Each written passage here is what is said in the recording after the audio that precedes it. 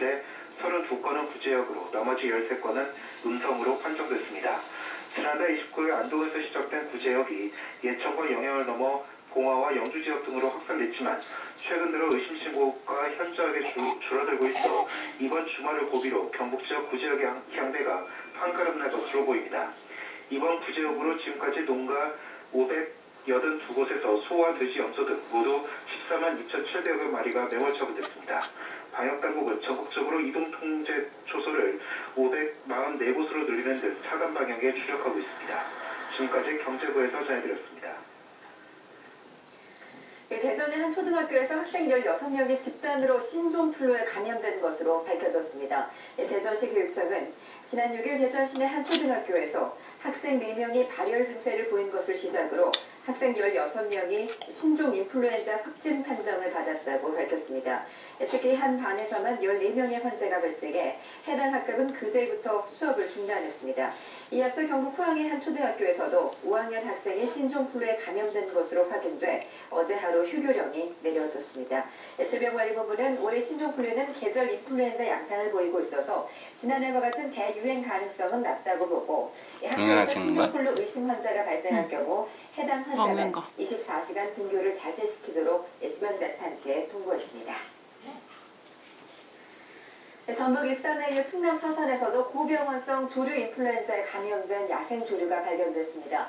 충남 서산시는 서산시 부성면 창리에서 발견된 수리부엉이 2마리가 고병원성 조류 인플루엔자에 감염된 사실이 확인됐다고 밝혔습니다.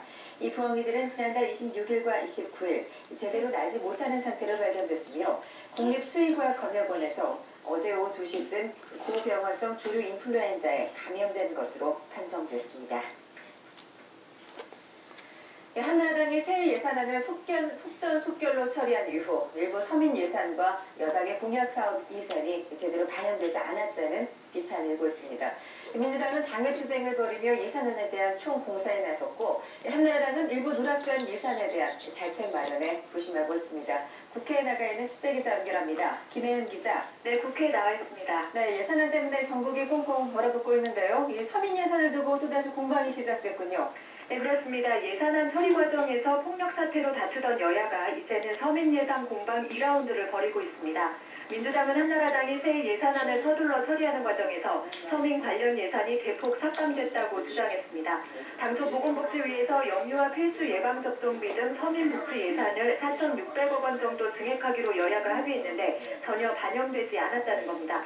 특히 한나라당이 스스로 공약한 보육시설 아동의 양육수당과 장학금 결식아동 급식지원비 등도 반영되지 않았다고 비판했습니다. 이에 대해 한나라당은 북한의 역평도 포격으로 국방비에 5천억 원 정도 먹었다는 게 이같은 서민 예산을 양보할 수밖에 없었다고 밝혔습니다. 또 양육수당 문제는 다음에 반영하기로 했다며 공약으로 냈건 서민 예산에서 아우 우리 은기 잘했네. 먹었고요. 엄마가 더 줘야겠다. 그러네. 앞서 말씀드린 양육수당 외에 불교계에 약속했던 템플스테이 예산과 재외민단